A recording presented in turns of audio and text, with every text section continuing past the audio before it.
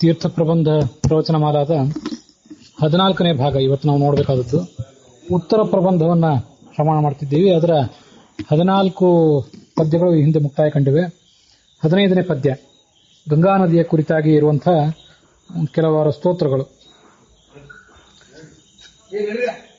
ತ್ವಂ ದೀನೇಶು ದಯಾವತೀತಿ ವಿದಿತಂ ಯದ್ ಬ್ರಹ್ಮ ಹಸ್ತಾಶ್ರಯಂ ಪ್ರಾಪ್ತ ಅಥ ಅಚ್ಯುತ ಪಾದ ಸಂಗಮಹಿತ ಪಶ್ಚಾಚ್ಚ ನಾಕಂಗತ. ನೀನು ಸ್ವರ್ಗಲೋಕದಲ್ಲಿ, ಮರ್ತ್ಯಲೋಕದಲ್ಲಿ ಮತ್ತು ಪಾತಾಳ ಲೋಕದಲ್ಲಿ ಹರಿತಿ. ಮತ್ತೆ ಯಾರು ದೀನರಾದವರಿದ್ದಾರೆ ಅವರಿಗೆ ನೀನು ಎಲ್ಲಾ ಥರದ ಸದ್ಗತಿಯನ್ನು ಕೂಡ ಕೊಡ್ತಿ.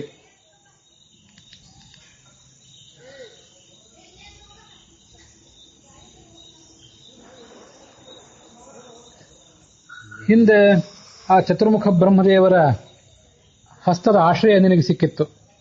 ಮುಂದೆ ಪರಮಾತ್ಮನ ಪಾದವನ್ನು ಕೂಡ ನೀನು ಪ್ರಕ್ಷಾಳನ ಮಾಡಿದೆ. ಮುಂದೆ ಸ್ವರ್ಗಲೋಕಕ್ಕೆ ಹೋದೆ, ಮೇರು ಪರ್ವತದ ಶಿಖರವನ್ನ ತಲುಪಿದೆ. ಈಗ ಮುಂದೆ ಭೂಮಂಡಲದಲ್ಲಿ ಬಂದು ನಮ್ಮೆಲ್ಲ ಅಪೇಕ್ಷೆಗಳನ್ನು ಕೂಡ ಈಡೇರಿಸ್ತಾ ಇದ್ದೆ. ಎಲ್ಲರಿಗೂ ಗೊತ್ತಿರುವಂತೆ ಈ ಗಂಗಾ ನದಿ ಗಂಗೋತ್ರಿಯಲ್ಲಿ ಹರಿತದೆ. ಸುಮಾರು 2400 ಕಿಲೋಮೀಟರ್ಗಳಷ್ಟು ದೂರ ಹರಿದು ಇದು ಪಶ್ಚಿಮ ಈ ಪೂರ್ವ ಸಮುದ್ರವನ್ನ ಸೇರ್ತದೆ. ಅದರ ಸ್ತೋತ್ರವನ್ನ 16, 17 ಈ ಪದ್ಯಗಳಲ್ಲಿ ಕೂಡ ಮಾಡ್ತಾರೆ. ಆದವು ಪಾದ ತಲೋರ್ಧ್ವ ಭಾಗ ಸ್ಮಹಸ ಯಾ ರಕ್ತ ನೀಲಾಹರೇಹೇ. ಈ ಗಂಗಾ ನದಿ ಭಗವಂತನ ಪಾದ ಕಮಲದಿಂದ ಹುಟ್ಟಿತು. ಆ ಪಾದ ಕಮಲದಿಂದ ಹುಟ್ಟುವಾಗ ಆ ಪಾದ, ಭಗವಂತನ ಪಾದದ ಕೆಳಭಾಗ ಏನಿದೆ ಅದು ಕೆಂಪಾಗಿದೆ. ಆ ಕೆಂಪು ಬಣ್ಣದ ಸಂಪರ್ಕ ಇದಕ್ಕಾಯ್ತು. ಮತ್ತೆ ಮೇಲ್ಭಾಗ ಭಗವಂತನ ನೀಲವರ್ಣನಾದಂಥ ಭಗವಂತನ ಪಾದದ ಮೇಲ್ಭಾಗ ಅದರ ಸಂಪರ್ಕ ಆಯಿತು. ನೀಲ ಬಣ್ಣವೂ ಅದಕ್ಕೆ ಬಂತು.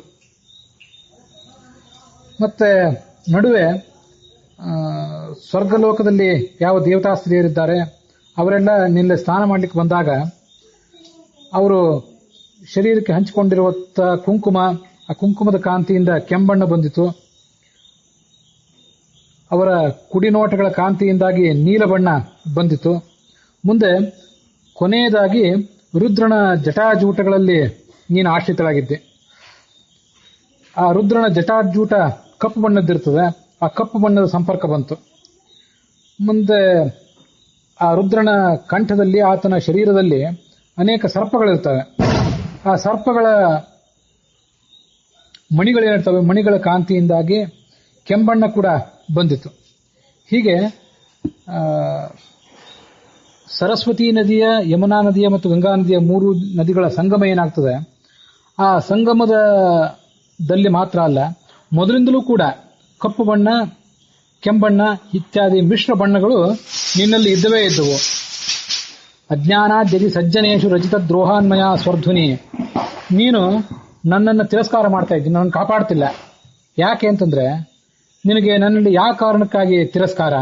ನಾನು ಅಜ್ಞಾನಿ ಅನ್ನೋ ಕಾರಣಕ್ಕಾಗಿ ತಿರಸ್ಕಾರನೋ, ಅಥವಾ ಯಾರಾದರೂ ಸಜ್ಜನರಾದವರಿಗೆ ದ್ರೋಹ ಮಾಡಿದ್ದೀನಿ ಅನ್ನೋ ಕಾರಣಕ್ಕಾಗಿ ನನ್ನಲ್ಲಿ ತಿರಸ್ಕಾರನೋ, ಅಥವಾ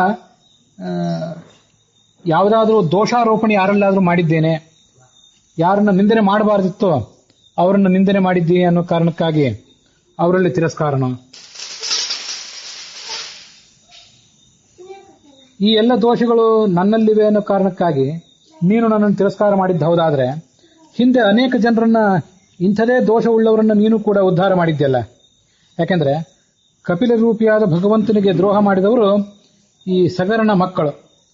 ಅವರನ್ನು ಕೂಡ ನೀನು ಉದ್ಧಾರ ಮಾಡಿದ್ದೆ. ಅವರ ಭಸ್ಮದ ಮೇಲೆ ನೀನು ಹರಿದು ಅವರನ್ನ ಪವಿತ್ರ ಮಾಡಿದ್ದೆ. ಈ ಕಥೆ ಭಾಗವತ, ಭಾರತಾದಿಗಳಲ್ಲಿ ಪ್ರಸಿದ್ಧ ಆಗಿದೆ. ಅವರು ಭಗವಂತನಿಗೆ ದ್ರೋಹವನ್ನು ಮಾಡಿದ್ರು. ಆ ಭಗವಂತನೇ ತಮ್ಮ ಯಾಗದ ಕುದುರೆಯನ್ನ, ಅವರ ತಂದೆ ಸಗರ ಮಾಡ್ತಿದ್ದ ಅಶ್ವಮೇಧ ಯಾಗದ ಕುದುರೆಯನ್ನ ಅಪಹಾರ ಮಾಡಿದ್ದಾನೆ ಅಂತ ಆ ಭಗವಂತನ ಮೇಲೆ ಆರೋಪ ಕೂಡ ಮಾಡಿದ್ರು. ಇಷ್ಟೆಲ್ಲ ಅವರ ದೋಷಗಳಿದ್ರೂ ಕೂಡ ಆ ದೋಷಗಳನ್ನು ನೀನು ಪರಿಗಣನೆ ಮಾಡಲಿಲ್ಲ, ಅವರನ್ನು ಉದ್ಧಾರ ಮಾಡಿದೆ. ಆದ್ರೆ ನನ್ನನ್ನು ಮಾತ್ರ ನೀನು ತಿರಸ್ಕಾರ ಮಾಡ್ತಾ ಇದ್ದಿ. ಇದಕ್ಕೇನು ಕಾರಣ? ಆರಭ್ಯ ಅಬ್ಜಲೋಕ ಮಾ ಕ್ಷಿತಿತಲಾತ್ ಆಯಾತಯ ಕಿಂ ತ್ವಯ. ಹಿಂದೆ ಚತುರ್ಮುಖ ಬ್ರಹ್ಮಲೋಕದಿಂದ ಆರಂಭ ಮಾಡಿ ಭೂಲೋಕದವರೆಗೂ ನೀನು ಬಂದಿದ್ದೆ.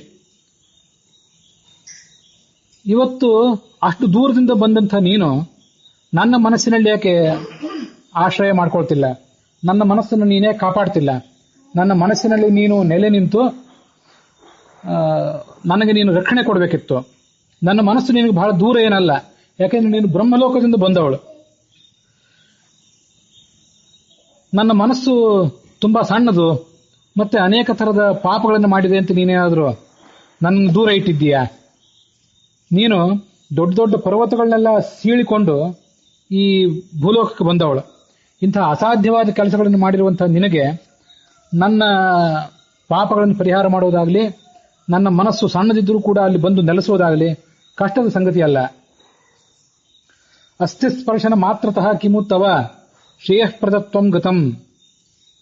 ಹಿಂದೆ ಆ ಸಗರನ ಮಕ್ಕಳ ಎಲುಬುಗಳನ್ನು ನೀನು ಮುಟ್ಟಿದ್ಯಲ್ಲ, ಆದ್ರಿಂದ ನಿನಗೇನಾದರೂ ಮೈಲಿಗೆ ಬಂದಿತ್ತೇನೋ? ಸಾಮಾನ್ಯವಾಗಿ ಎಲುಬುಗಳನ್ನು ಮುಟ್ಟಿದ್ರೆ ಅದನ್ನು ಮೈಲಿಗೆ ಅಂತ ಎಲ್ಲ ಕಡೆ ಪರಿಗಣನೆ ಮಾಡ್ತಿರ್ತಾರೆ.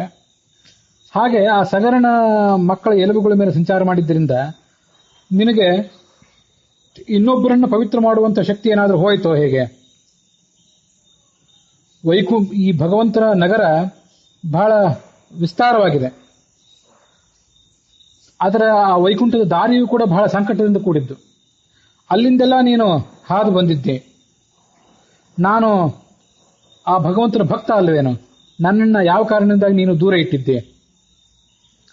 ಸಗರನ ಮಕ್ಕಳಿಗೆ ಶ್ರೇಯಸ್ಸು ಕರುಣಿಸಿದ್ದಿ ನೀನು, ಅವರಿಗೆ ಸದ್ಗತಿ ಕೊಟ್ಟಿದ್ದೆ. ನನ್ನಂಥವನೊಬ್ಬನಿಗೆ ಸದ್ಗತಿಯನ್ನು ಕೊಡೋದಕ್ಕೆ ಯಾಕೆ ಹಿಂದೇಟು ಹಾಕ್ತಾ ಇದ್ದೆ?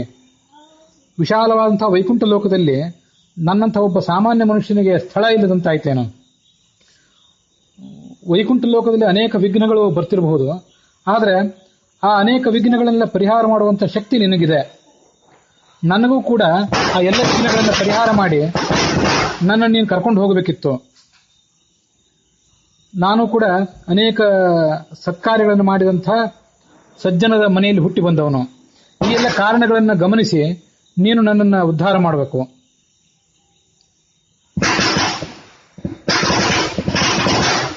ಈ ಗಂಗಾ ನದಿಯ ಅಭಿಮಾನಿ ದೇವತೆ ಏನಿದ್ದಾಳೆ, ಅವಳು ಸೊಂಟದಲ್ಲಿ ಒಡ್ಯಾಣವನ್ನ ಧಾರಣೆ ಮಾಡಿದವಳು, ಹೊಳೆಯುವಂತಹ ಸೀರೆ ಉಟ್ಕೊಂಡಂಥವಳು, ಚಂದ್ರಕಾಂತಿಯನ್ನು ಕೂಡ ಮೀರಿಸುವಂತಹ ಮುಗುಳ್ನಗೆ ಇದ್ದವಳು. ಇಂಥ ಅಭಿಮಾನಿ ದೇವತೆ ಇದ್ದಾಳೆ. ಇದನ್ನ ಆ ಒಳಗಿರುವಂತ ದೇವತೆಯನ್ನು ಯಾರು ಪರಿಗಣಿಸದೆ ಕೇವಲ ಗಂಗಾ ನದಿಯನ್ನೊಂದು ನೀರಿನ ಪ್ರವಾಹ ಅಂತ ಯಾರು ತಿಳಿದಿರ್ತಾರೆ ಅವರು ಮೂರ್ಖರೇ ಸರಿ. ಶ್ರೀನಾರಾಯಣ ರಾಮ ಗೋಪತಿ ಋಷಿಕೇಶಾದಿ ರೂಪೋ ಅಕ್ಷಮಃ. ಈ ಗಂಗಾ ನದಿ ಏನ್ ಮಾಡಿದ? ನಿನ್ನ ಈ ನಾರಾಯಣ, ನಿನ್ನ ತಂದೆ ಆದಂಥ ನಾರಾಯಣ, ನಿನ್ನನ್ನು ಹುಟ್ಟಿಸಿದ ನಾರಾಯಣ, ಮಗಳಾದಂಥ ನಿನ್ನನ್ನು ಬಿಟ್ಟಿರ್ಲಿಕ್ಕೆ ಅಪೇಕ್ಷೆ ಪಡಲಿಲ್ಲ. ಅದಕ್ಕಾಗಿ ಅವನೇನ್ ಮಾಡ್ತಾನೆ ಅಂದ್ರೆ ಭಿನ್ನ ಭಿನ್ನ ರೂಪಗಳಿಂದ ನೀನು ಎಲ್ಲೆಲ್ಲಿದ್ಯೋ ಅಲ್ಲೆಲ್ಲ ಅವನು ಕೂಡ ಇದ್ದಾನೆ. ಅದು ಹೇಗೆ?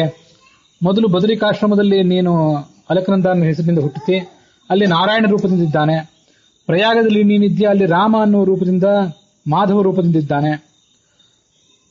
ಮತ್ತೆ ಅಲಕನಂದ ಭಾಗೀರಥಿ ಸಂಗಮದಲ್ಲಿ ಗೋಪಾಲಕೃಷ್ಣ ಅನ್ನೋ ರೂಪದಿಂದ ಇದ್ದಾನೆ. ತಪೋವನದಲ್ಲಿ ಋಷಿಕೇಶ ಅನ್ನೋ ರೂಪದಿಂದ ಇದ್ದಾನೆ. ಹಸ್ತಿನಾಪುರದಲ್ಲಿ ಗೋವಿಂದ ಅನ್ನೋ ಹೆಸರಿನಿಂದ ಇದ್ದಾನೆ. ವ್ಯಾಸಾಶ್ರಮದಲ್ಲಿ ವ್ಯಾಸ ಅನ್ನೋ ರೂಪದಿಂದ ಇದ್ದಾನೆ. ಕಾಶಿಯಲ್ಲಿ ಬಿಂದು ಮಾಧವ ಅನ್ನೋ ರೂಪದಿಂದ ಇದ್ದಾನೆ. ಗಂಗಾ ಸಾಗರ ಸಂಗಮದಲ್ಲಿ ಉದಾರ ಮಾಧವ ಅನ್ನೋ ಹೆಸರಿನಿಂದ ಇದ್ದಾನೆ. ಹೀಗೆ ನೀನು ಎಲ್ಲೆಲ್ಲಿ ಹರಿತೀಯೋ ಅಲ್ಲೆಲ್ಲ ಮಗಳಾದಂಥ ನಿನ್ನನ್ನ ಅಗಲಿರಲಾರದೆ ಅವನು ಕೂಡ ಇದ್ದಾನೆ. ಇದು ನಿನ್ನ ಮಹಿಮೆಗೊಂದು ದ್ಯೋತಕವಾದಂಥ ಉದಾಹರಣೆ. ಭಗವಂತ ಸರ್ವವ್ಯಾಪ್ತ ಅಂತ ತೋರಿಸಿದ್ದಲ್ಲದೆ ಮಗಳಾದ ಗಂಗೆಯನ್ನು ಅವನು ಎಷ್ಟು ಪ್ರೇಮಿಸ್ತಾನೆ ಅಂತ ಅನ್ನೋದನ್ನು ಕೂಡ ತೋರಿಸಿದಂಗಾಯ್ತು. ಯಾರು ಪುಣ್ಯ ಮಾಡಿರ್ತಾರೆ ಆ ಪುಣ್ಯ ಮಾಡಿದ ಜೀವ ಸಮುದಾಯಕ್ಕೆ ನೀನು ಜಯ ಕೊಡುವಂಥವಳು, ಆದರೆ ಪಾಪಿಗಳಿಗಲ್ಲ. ಯಾಕೆಂತಂದ್ರೆ ನಿನ್ನ ನೀರಿನಲ್ಲಿ ಯಾರು ಸ್ನಾನ ಮಾಡ್ತಾರೆ, ಅಲ್ಲಿ ಯಾರು ಧ್ಯಾನ ಮಾಡ್ತಾರೆ, ಅವರಿಗೆ ಅನೇಕ ಕೋಟಿ ಯಾಗಗಳಿಂದಲೂ ಬರದೇ ಇರುವಂಥ ಪುಣ್ಯವನ್ನ ನೀನು ಕೊಡ್ತಿ, ಮತ್ತು ಅವರ ಪಾಪಗಳನ್ನು ದೂರ ಮಾಡ್ತಿ. ದೂರ ಮಾಡೋದ್ರಿಂದ ಪಾಪಿಗಳಿಗೆ ನೀನು ಲಭ್ಯಳಲ್ಲ, ಜ್ಞಾನಿಗಳಿಗೆ ಮಾತ್ರ ನೀನು ಲಭ್ಯಳು ಅನ್ನುವಂಥ ಶಾಸ್ತ್ರದ ತತ್ವ ತಿಳಿಯುತ್ತದೆ. ಮುಂದೆ ಕಾಶಿ ಕ್ಷೇತ್ರದ ವರ್ಣನ ಮಾಡ್ತಾರೆ. ಜಗತ್ತಿನ ಅತ್ಯಂತ ಪ್ರಾಚೀನ ನಗರಗಳಲ್ಲಿ ಅದೊಂದು. ಹರಿವಂಶ ಮೊದಲಾದ ಗ್ರಂಥಗಳಲ್ಲಿ ಕಾಶಿಯ ನಗರದ ವರ್ಣನ ಕೇಳಿ ಬರ್ತದೆ. ರೂಪ್ಯಾಚಲೆ ಕೃತಪದೋಪಿ ಗಿರೀಂದ್ರ ಪುತ್ರಿ ಪ್ರೇಮ ಪ್ರವಾಹ ಭರ ಮಾನಿತ ಮಾನಸೋಪಿ. ಶಿವ ಕಾಶಿ ಕ್ಷೇತ್ರಕ್ಕೆ ಬಂದಿದ್ದಾನೆ. ಅವನಿಗೆ ಆ ಕೈಲಾಸದಲ್ಲಿ ಏನು ಸಮಸ್ಯೆ ಆಗಿರಲಿಲ್ಲ, ಬೇಕಾಷ್ಟು ವೈಭವವೇ ಇತ್ತು. ಕೈಲಾಸವೇ ಅವನ ನೆಲೆ, ಪಾರ್ವತಿಯ ಪ್ರೇಮವೂ ಕೂಡ ಅಲ್ಲಿತ್ತು. ಅಷ್ಟಾದರೂ ಕೂಡ ಅವನು ಈ ವಾರಾಣಸಿ ಅನ್ನೋ ಕ್ಷೇತ್ರಕ್ಕೆ ಬಂದು ವಾಸ ಮಾಡಿಕೊಂಡಿದ್ದಾನೆ. ಇಲ್ಲೇನಿದೆ, ಬರೇ ಭೂತ ಪ್ರೇತಗಳು, ಅದಕ್ಕೆ ಮಹಾ ಸ್ಮಶಾನ ಅಂತ ಕರೀತಾರೆ ಆ ಕ್ಷೇತ್ರವನ್ನು. ಅಂಥ ಕ್ಷೇತ್ರದಲ್ಲಿ ಬಂದು ನೆಲೆಸ. ಅದಕ್ಕೆ ವಾರಾಣಸಿ ಅಂತ ಯಾಕೆ ಕರೀತಾರೆ ಅಂದ್ರೆ, ಅಲ್ಲಿ 2 ನದಿಗಳು, ಅಸಿ ಮತ್ತು ವಾರಾಣ ಅಂತ 2 ನದಿ. ಅದರಿಂದ ವಾರಾಣಸಿ, ವರಣಾಸಿ ಅಂತ ಹೀಗೆ ವ ಮತ್ತು ರ ನ ಇವುಗಳನ್ನೆಲ್ಲ ಹ್ರಸ್ವ ದೀರ್ಘ ವ್ಯತ್ಯಾಸ ಮಾಡಿ ಅದನ್ನು ಯಾವ ಥರನೂ ಕರಿಬಹುದು ಅಂತ ಹೇಳ್ತಾರೆ. ಅಂತ ವಿಶಿಷ್ಟವಾದಂಥ ಕ್ಷೇತ್ರ ಅದು. ಅಲ್ಲಿ ಮಧ್ವಾಚಾರ್ಯರು ಕೂಡ ತಮ್ಮ 2ನೇ ಬದರಿ ಯಾತ್ರಾ ಸಂದರ್ಭದಲ್ಲಿ ಆ ಕ್ಷೇತ್ರಕ್ಕೆ ಹೋಗಿ ಅಲ್ಲಿ ಪಂಡಿತರನ್ನ ಅವರು ಭೇಟಿ ಮಾಡಿದ್ರು ಅನ್ನುವಂಥ ಸಂಗತಿನೂ ಕೂಡ ಮಧ್ವ ವಿಜಯದಲ್ಲಿ ಉಲ್ಲೇಖ ಕಾಣ್ತದೆ. ಕಾಶಿ ಕ್ಷೇತ್ರದಲ್ಲಿ ಬಿಂದು ಮಾಧವ ಇದ್ದಾನೆ. ಅವನು ನಮ್ಮನ್ನು ಕಾಪಾಡಬೇಕು. ಯಾಕೆಂದ್ರೆ ಈ ಸಂಸಾರ ಸಮುದ್ರ ಅಂತ ಅನ್ನೋದು ಬಹಳ ದೊಡ್ಡದಾದರೂ ಕೂಡ ಅದರೊಳಗಿರುವಂಥ ಈ ಭಗವಂತ ಈ ತನ್ನ ಕೃಪೆಯಿಂದ ಆ ಸಂಸಾರ ಅನ್ನುವ ಸಿಂಧುವನ್ನ ಒಂದು ಬಿಂದುವಿನಂತೆ ಕ್ಷುಲ್ಲಕವನ್ನಾಗಿ ಮಾಡಿಬಿಡ್ತಾನೆ. ನಮ್ಮನ್ನು ಆತ ಕಾಪಾಡ್ತಾನೆ. ಅಂಥ ಆ ಬಿಂದು ಮಾಧವ ನಮ್ಮನ್ನ ರಕ್ಷಿಸಬೇಕು ಯಾವತ್ತೂ ಕೂಡ. ದೋಷಂ ಮೇ ಹರ ಹರೇತಿ ಪತಿತಂ ಪಾದೇ ನಗಚ್ಛದ್ಮನ. ಈ ಶಿವ ಕೈಯಲ್ಲಿ ಒಂದು ಜಿಂಕೆಯನ್ನು ಧಾರಣೆ ಮಾಡಿರ್ತಾನೆ, ಸರ್ಪಗಳನ್ನು ಧಾರಣೆ ಮಾಡಿರ್ತಾನೆ. ಇದೆಲ್ಲ ಯಾಕೆ ಅಂತಂದ್ರೆ ಅದನ್ನು ವಾದಿರಾಡಿ ಸ್ವಾಮಿಗಳು ಹೀಗೆ ಉತ್ಪ್ರೇಕ್ಷ ಮಾಡ್ತಾರೆ. ಈ ಚಂದ್ರ ಶಿವನ ಕಾಲಿಗೆ ಬಿದ್ದನಂತೆ. ಏನಂದ್ರೆ ನನ್ನ ದೋಷವನ್ನು ಪರಿಹಾರ ಮಾಡು ಅಂತ ಹೇಳಿ. ಚಂದ್ರನಲ್ಲಿ ಏನು ದೋಷ ಅಂತಂದ್ರೆ, ಪೂರ್ಣ ಚಂದ್ರನ ನೋಡಿದಾಗ ತಿಳಿಯುತ್ತದೆ ಅವನಲ್ಲಿ ಒಂದು ಕಲಂಕ ಇದೆ. ಆ ಕಲಂಕ ಕವಿಗಳಿಗೆ ಯಾವ ತರ ಕಾಣಿಸ್ತದೆ ಅಂದ್ರೆ, ದೂರದಿಂದ ನೋಡಿದ್ರೆ ಅದರೊಳಗೊಂದು ಮೊಲ ಇದೆಯೇನೋ, ಮೊಲದಂತೆ ಕಾಣಿಸ್ತದೆ. ಒಂದು ಕಿವಿ ನಿಮಿರಿಸಿ ನಿಂತ ಮೊಲದಂತೆ ಆ ಕಲಂಕ ಕಾಣಿಸ್ತದೆ. ಇನ್ನು ಕೆಲವರಿಗೆ ಅದು ಜಿಂಕೆಯಂತೆ ಕಾಣಿಸ್ತು. ಈ ಕವಿಗಳ ಕಲ್ಪನೆ ಅದಲ್ಲ. ಕೆಲವರಿಗೆ ಜಿಂಕೆಯಂತೆ ಕಾಣಿಸಿತು, ಕೆಲವರಿಗೆ ಮೊಲದಂತೆ ಕಾಣಿಸ್ತು. ಅದರಿಂದ ಆ ಚಂದ್ರನನ್ನ ಶಶಾಂಕ ಅಂತ ಹೇಳುವವರು ಕೆಲವರಿದ್ದಾರೆ.